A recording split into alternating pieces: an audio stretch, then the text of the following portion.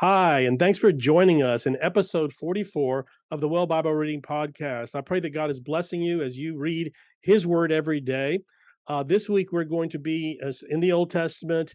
We're entering into the book of Deuteronomy. We're going to be in Deuteronomy 1, 2, and 3. Last week, we finished up with Numbers. We're moving into Deuteronomy.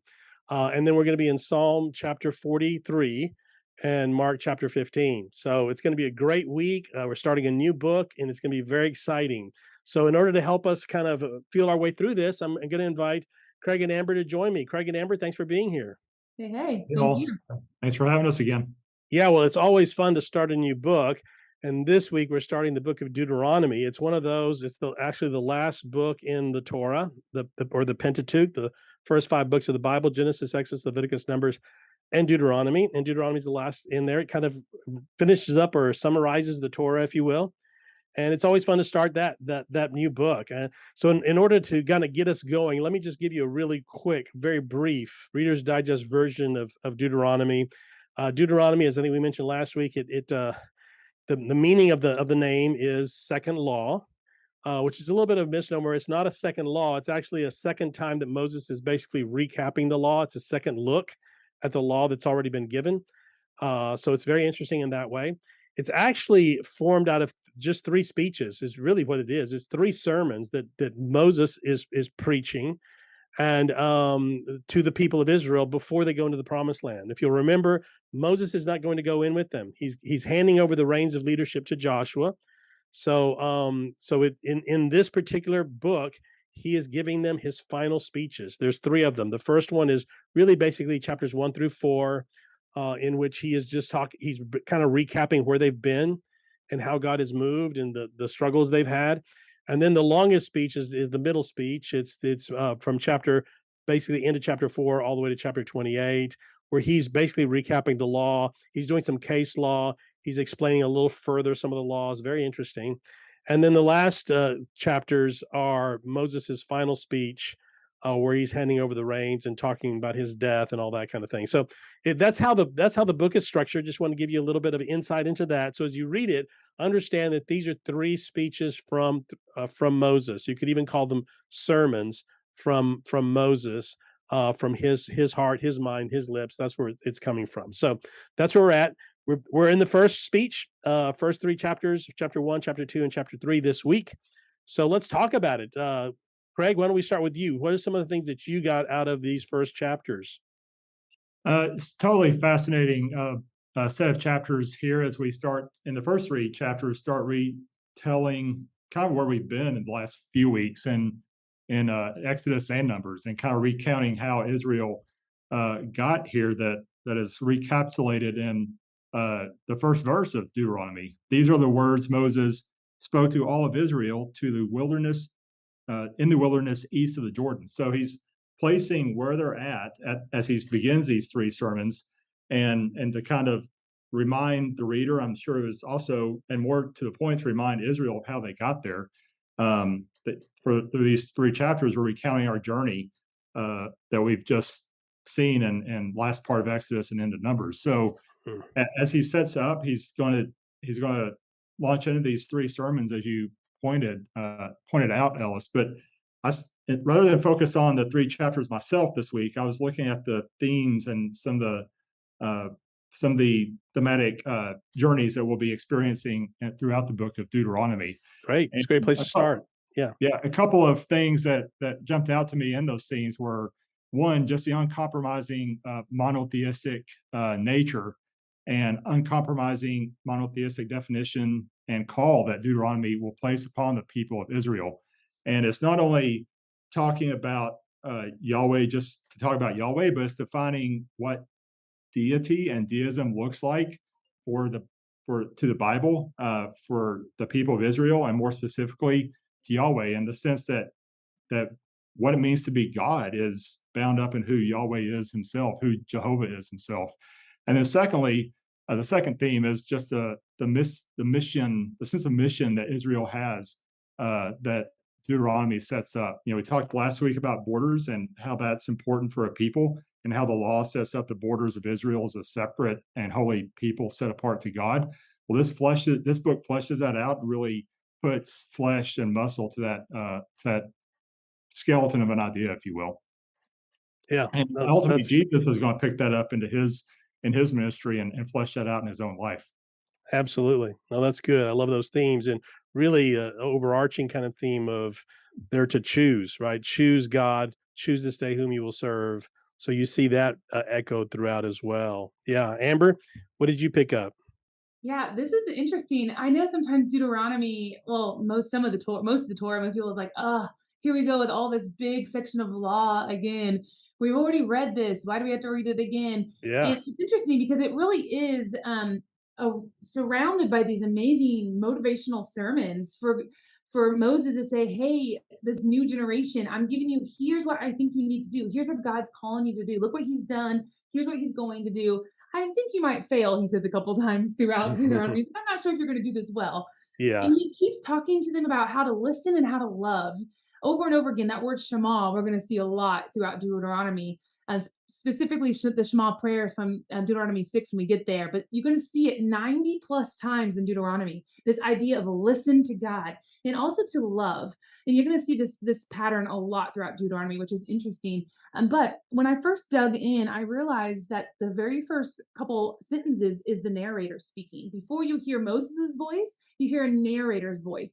And it's fascinating because if you pay attention to it, the narrator is actually speaking like he's on the west side in the future, speaking at where Moses was telling these sermons.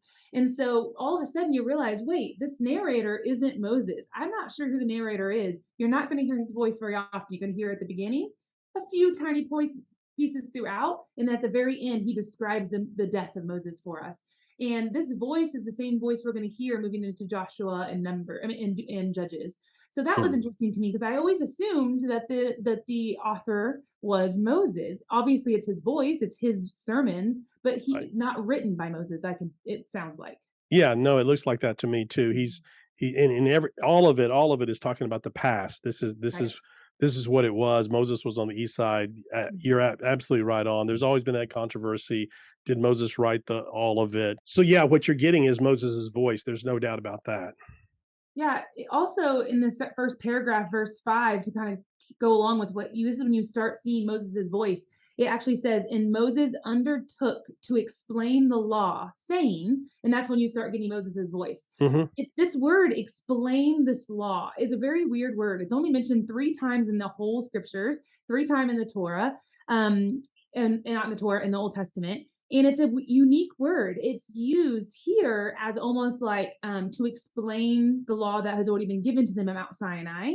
Hmm. But the other 2 times it was used to describe someone's handwriting, to write this thing down to be legible for others to see in the future. So really what it's saying here is Moses is taking on this responsibility to make legible the laws that were given to their for their fathers and their past generation, to make legible for them and to change a little bit, because remember, they're going from a people group that was, you're supposed to imagine them as a wandering group in the wilderness of Eden people, right? Eden, a garden people moving in the wilderness. Now they're going to be a garden people in the promised land, settling down, and it's going to look differently. So he's almost retelling and making legible is a good word. Explain is the word my Bible says, but it really means to be legible. Yeah, no, that's excellent, and it really ties in to the history of Deuteronomy and some of the things that we believe traditionally about Deuteronomy. There is a lot of speculation and strong speculation by scholars that Deuteronomy was actually the scroll that was found during King Josiah's time, right? And when they found the scroll and they say, "What is this?" and no one knows what it is. It wasn't the Torah because they knew the Torah, but many scholars say it was probably Deuteronomy. This scroll of Deuteronomy had somehow been lost, and and when they read it, and this is good for you guys to understand out there as you read through this, when they read it, it caused a revival in the land, and it made them realize this Torah that we've had here all along. We know Torah, but what this Deuteronomy, what it does, these are the speeches of Moses, and they just discovered them. They'd been down in Mm, the temple somewhere, and they discovered them, and it inspired them to follow the law even more, right? It inspired them to show how important this law is, and that's what Moses is doing here. His voice is telling them, don't forget the law, how important this law is. and how that's going to help you. And it's interesting, he starts kind of negative. And that first speech is kind of negative. He's really dogging the people of Israel, well, reminding them of all the things they did wrong, right? And he talks about the spies sent out, and I wanted you to go. God and I wanted you to go and take the promised land, but you were too afraid and didn't do it. And he keeps going on. Several times he even says, and I'm not going to get to go in the promised land because of you, because you wouldn't follow God, blah, blah, blah. So you can decide whether or not Moses is just trying to make excuses or whatever, and not wanting to take responsibility. But bottom line is that this writing really, at the very beginning, this first speech, it really points how important the law is. And also important to realize, he is pointing out all the places that they made mistakes. But we learn more from our mistakes than we do from our victories. We learn more from our defeats than we do from our victories. I think what Moses is trying to do is he's saying, learn from these things. Add to that the fact that he emphasizes several times in this first speech that was your fault. That was the generation that's not going in. That's why they're not going in. You're going in. The generation he's speaking to is the younger generation, the ones that never knew Egypt, right? And he wants them to learn from their father's mistakes. So you have to remember, guys, this speech, it sounds hard, but actually he's not speaking it to the ones who committed that generation is past. They're all dead pretty much. He's doing it to their children, saying, don't forget the mistakes of your father, in a sense, right? And learn from those things. Super important. I agree with you. There's a sense where things are more clear, even in the first 3 chapters of Deuteronomy. Here, it's more clear what the lessons and some of the things we were guessing at before Numbers Right.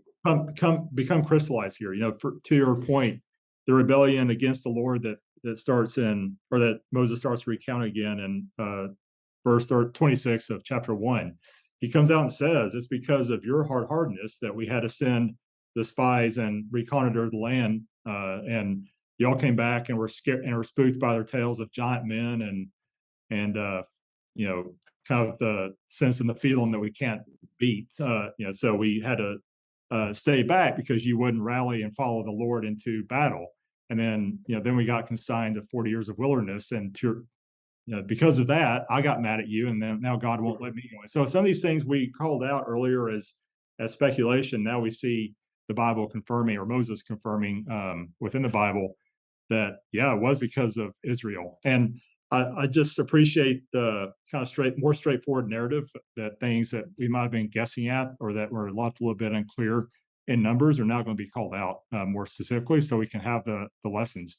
And maybe a little bit also the importance of being more straightforward in the retelling of our narrative to our kids and the learnings of history, so that they don't have to go through the same lessons learned that we did. Right. No, that's good. Good. As I entered into chapter 2 of Deuteronomy, for some reason I don't remember this in Numbers, just slightly, but it was talking about how God gave him really clear instructions as they left Mount Seir to stay away from the people of Esau. And I guess I maybe slept that day. I don't remember it. But when I read that, I was like, well, that was interesting. Why did such intentionality to avoid that group of people? Don't make war with, don't go into the territory at all. So I kind of dug into this a little bit just because I think this stuff is fascinating. And the reason why God doesn't want Israel to take the land of Esau here is because this is the descendants of Jacob and Esau. And Esau's father, Isaac, made a promise to Esau back in Genesis 27 that said, I promise you that you will have fertile land. So Jacob makes the promise to Esau, not the Lord, but Isaac does. Isaac makes this promise to his son Esau in Genesis 27. Then it's fulfilled in Genesis 36. They actually get this land. This is the land that they're avoiding here. The promise is kept here in Deuteronomy. We're reminded that people are to stay away and not to go into that land, so it's kept. And then, which I think is really interesting, that the Bible, this is a promise, and now you see God actually fulfilling and keeping that promise for Isaac. I think that's beautiful. And also, interestingly enough, one of the most famous people from this tribe is Herod the Great. I think I read is from the line of Esau, which is interesting as well. But I never noticed that before. I love digging back and wondering, why do we avoid these people? Yeah. They were all related. They all went back to Abraham. Really. All That's the right. people of that area at some point went back to Abraham. But you're right, how God keeps his promises. And by the way, when he made that promise back in Genesis, this is 400 years later, That's right. more than 400 years later. You think about it, our country is only what, a little over 200 years old. I mean, and we think of, back to George Washington and those guys, and it's like seems so far away. This was twice that amount, right? More than 400 years later, God still hasn't forgotten his promise through Isaac to Esau, right? And because Jacob had stolen his birthright, he had stolen everything from him. Isaac makes that promise to Esau: "You're going to get something too. You're going to get a good land." And God wants to be sure that that promise is kept. That's a fantastic, yeah, insight right there, and something to be encouraged by. Yeah, and then he starts really talking to them, the going through the wanderings in chapter 2, the just describing it, and then the battles in chapter 3. It reminds us that the people of Israel, when they were in the wilderness, they weren't just wandering around doing nothing. I mean, they were fighting battles, they were struggling, they were looking for water, looking for land where they could feed the sheep and so forth. So it was this kind of wilderness, kind of nomadic lifestyle. They were hunters and gatherers, and they're about to go into the promised land, and they're going to be there's going to be a complete sociological shift for them go from being hunters and gatherers to being agriculturalists, a more sedentary lifestyle, a more like stay in one place. That's a huge shift. Anthropologists who study these things, sociologists will tell you that's a big shift in a culture to go from being hunters and gatherers to being agriculturalists. You see it happening here, and Moses is trying to prepare them for this new way of life. And the thing that becomes so important in this new way of life is the law. The law becomes even more important the way you do it. And so he's going to begin to kind of flesh that out in his second speech, right? Yeah, I was thinking to myself, Ellis, why mention these things out of all the wandering that they did yeah, for 40 years? Why was this intentional? So that's how my brain works. I'm like, okay, why these stories?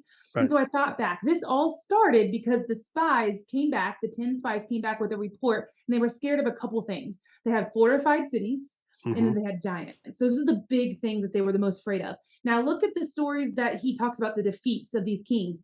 A couple things I mentioned here. One of them is literally called the city of six walls. So talk about a fortified city. Yeah, God destroys those people in the wilderness before they even entered the promised land. They were already going against fortified cities, and it says that they were lacking nothing during that time.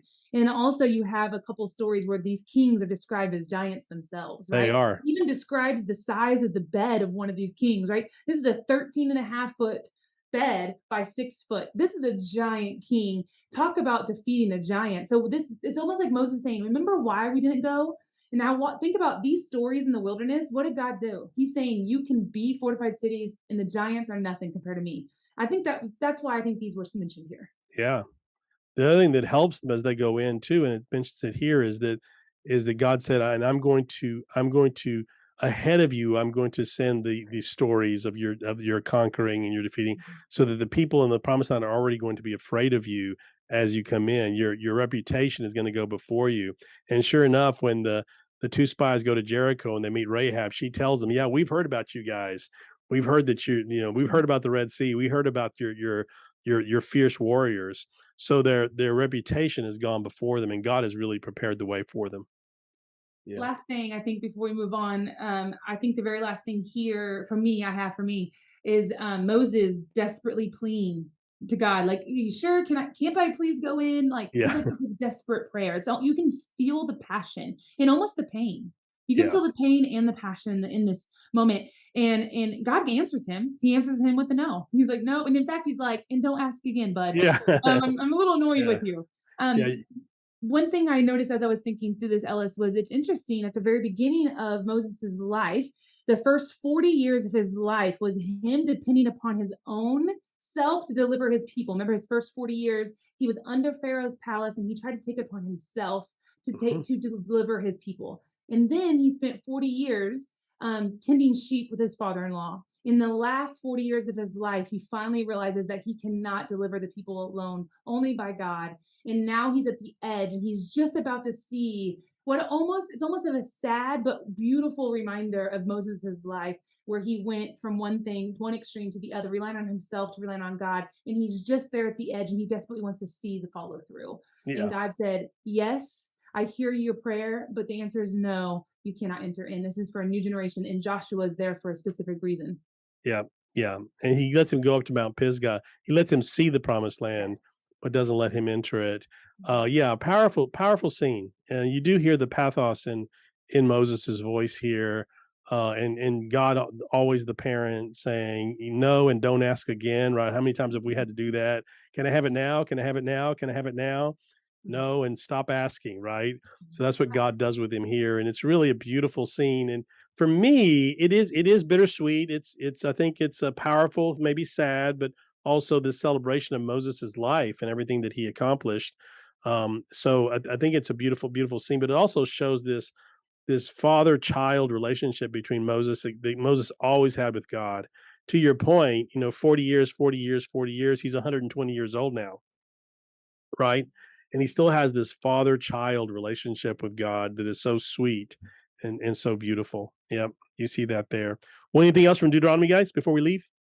I'll call out one last theme that we need to keep in mind. A lot of people, who don't really understand the point of Deuteronomy and the law of Israel get annoyed with the book also because we've already said this, we have to go through the law again, right? But keep in mind as the readers, the listeners, readers of the word and listeners of this podcast, keep in mind as we go through this law again and get some more specifics that are spelled out more clearly for us with connections that are important.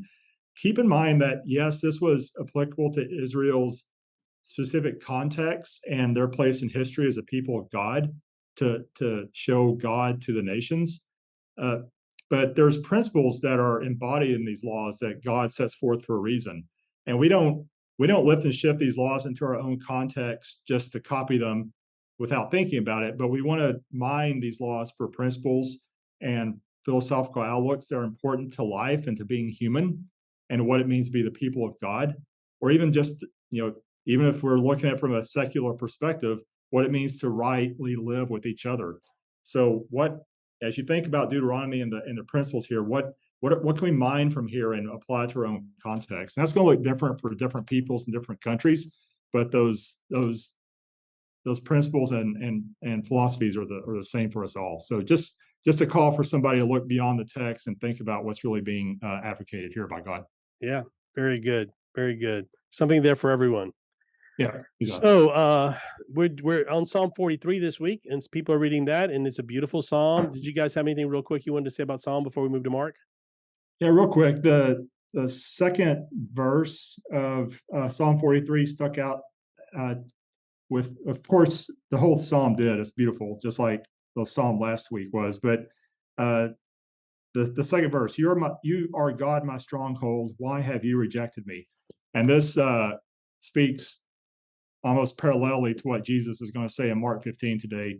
My God, why have you forsaken me? Of course, he's speaking from Psalm 22, but Psalm 43, verse 2 here has a direct parallel, which is a theme that continues to come up in the Psalms of feeling forsaken and abandoned. But we know that, and David comes to this place at the end of a lot of his Psalms, that his soul will abide in God and remain. Even if he's not feeling God, he knows God is still faithful. So, Yep. And ultimately, Jesus is vindicated through the resurrection. So just, a little bit of a play on the Jesus' story here that I saw in the Psalms this week.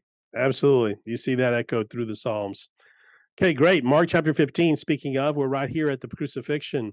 It starts with the trial, the illegal trial before Pilate, and he's taken to Pontius Pilate. He had been at Caiaphas and say he was arrested. Actually went to Annas's house briefly, sent him to Caiaphas, the high priest, and then they take him to Pilate. So we have that story there. The soldiers mocking Jesus is basically the trial where Pilate pronounces him to be crucified. Soldiers mock him. Then we have crucifixion and death of Jesus and burial of Jesus. So what did you guys? There's a lot there. We have about 8 minutes to cover it. So what did you guys get from this? What's something that stood out? Go ahead, Greg. So there's two themes that are really coming to a head here. We've called this out probably starting in chapter 11 and 12, when the temple theme came into focus. But the two themes that Jesus is adopting for himself, the suffering servant from Isaiah, and the Son of God who becomes the King of Israel and the Lord of David. Sorry, I meant Son of David that becomes the King of Israel and the Lord of David.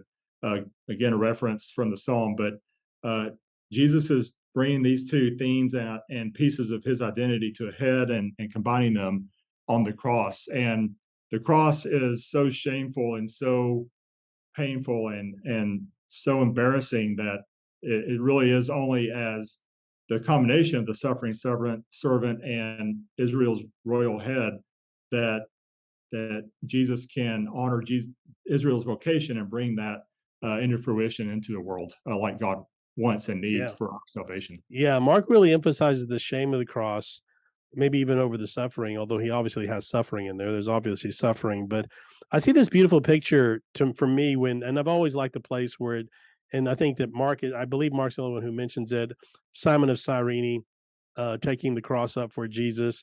And obviously Simon's sons, Rufus, were part of the church that Paul was associated with because he mentions them, right? um, Alexander and Rufus, someone that all of them knew, but their father Simon is the one to carry the cross. But you see this image of Jesus; he's coming to the crucifixion. He's divine Son of God. But yet he's human. He falls, and he can't carry it. He's been beaten to an inch of his life already. And so Simon has to come in and help him carry it. And it's a beautiful picture of Jesus' divinity at the same time as humanity. And also, to your point, Craig, the shame of the cross, which is really big in Mark. Amber, what did you get? Yeah, since you're in that section, I had something in my head, but then when you started talking, my brain went elsewhere, so I went elsewhere. That's okay. When you started talking about Simon bearing the cross for him, right before that, the verse right before that, it says they led him out to be crucified him, and then it says then they compelled Simon of Cyrene to come and bear the cross for him, and then it says right after that in verse 22, they brought him to the place of Golgotha. I don't know why, but for some reason that stood out to me, where it went from they led him, where he was on his own, like he was choosing to move forward, to at the end where he was so physically exhausted that they had to bring him. Those are two different words for a reason. So don't read slow, pay attention to the details, because it went from leading him to him having to be brought up. That is where he was suffering wise. So it's the little details you have to catch on. So that stood out to me. The very next section talks about the fact that they offered him this water mixed with myrrh. And they did this, I think, intentionally to maybe ease the pain. As like a drug, is what I read. It's kind of like a drug that back in the day where it would kind of ease what they're about to experience, almost like a numbing of their experience. And Jesus is like, refuses it. He refuses this. One, I think it means a couple things. One, I think it represents the fact that he's choosing to take on all the suffering, all the pain. He does not want to numb it one bit. He's accepting all of it. I think it's the first thing that it shows. Second thing I thought of was it made me think of bitter water. So I'm really into the Old Testament right now, and I was immediately thought of a couple instances where we talked about bitter water. In Exodus, you have them wandering in the wilderness, and they came across the water, that bitter water. And Moses had to throw a stick in or some kind of log in, and it became sweet water. That's the first time. You also see it when Moses turns the golden calf buckle. He puts the gold in the water, makes them drink it like bitter water. You have the woman who has been unfaithful to see if she's been unfaithful to her husband, unfaithful to the covenant with her husband. She takes this bitter water to see, and then Jeremiah describes it as a spiritual bitter water. The water of bitterness being a spiritual thing. Each one of those represents a turmoil that results because of disobedience. That's why Jesus didn't accept this. I think one of the reasons he didn't accept this bitter water, because there was no disobedience. He was obedient to the fullest, did all the things he needed to do so he can fully take on our shame and our sin and our pain for him. So I thought that was really interesting. That's great. And I want to play on that a little bit too, because you're absolutely right, Amber. And on top of that, Jesus chose to drink from the cup that his father had given him in the Garden of Gethsemane. Yeah. So Craig, to your point, that's a great catch. He's not going to take the cup they're offering him of wine vinegar or this thing that'll numb him. He's drinking from his father's cup, the cup that he had just asked God to let pass He didn't want to take it, but now that he got God's answer, you have to take it. And so he takes it and he refuses the cup that they're offering him. That's excellent. Excellent. I think that's a great point, Els. And coming off of Deuteronomy 3, we just talked about how Moses got his answer on his prayer to, hey, God, can I please yet again, I'm going to ask you to see the promised land. God said, no, stop asking. It's Jesus and Moses both get told no by God, but what makes them different and what makes them such, so close to the heart of God is their faithfulness. And I think that's a lesson for us all to remember. It's not that we, other than Jesus, he's different in that respect, but the rest of us sin, but we still can come close to the heart of God because of Jesus's faithfulness, and then our own faithfulness of living more and more like Jesus as we grow in the Spirit. Yeah, you see that again, as I mentioned, with Moses and his childlike relationship with the Father, where he keeps asking, and God keeps saying, no, no, don't ask anymore. You see that same relationship to a different degree, obviously, but with Jesus, where even in the Garden of Gethsemane, just his desire to ask him, let this cup pass from me, is something that a child would ask of their parent. It just shows this intimacy where he's even willing to ask that of God. And here on the cross, where at the end, he cries out, Eloi, Eloi, lama sabachthani, Aramaic for my God, why have you forsaken me? We believe he was quoting Psalm 22, but it's very much an intimate cry, just a very intimate cry of pain and suffering. And he's crying out to his Father. So really moving moment. After his death, of course, we have the burial. It was preparation day. And Joseph of Arimathea, the member of the ruling council, who comes, another faithful disciple of Jesus, and he wants to put him in a proper tomb, which wasn't what happened usually with crucifixion. Usually they left him on the cross until everything began to rot, but they're not going to do that this time. With Jesus, they're going to take him down intact and whole, and this is preparation for the resurrection. And so it's a really, really moving moment as well. Hey guys, thanks for this week. You guys brought a lot of great insight, especially in Deuteronomy. Deuteronomy is going to be fun, guys. Don't look at it as a something you have to kind of get through. But to Amber's point and Craig's point, take time to read slowly and really ask God to speak to you, and He will. He'll show you things, principles that are still there, still relevant for your life. God bless you, and can't wait to see you again next week.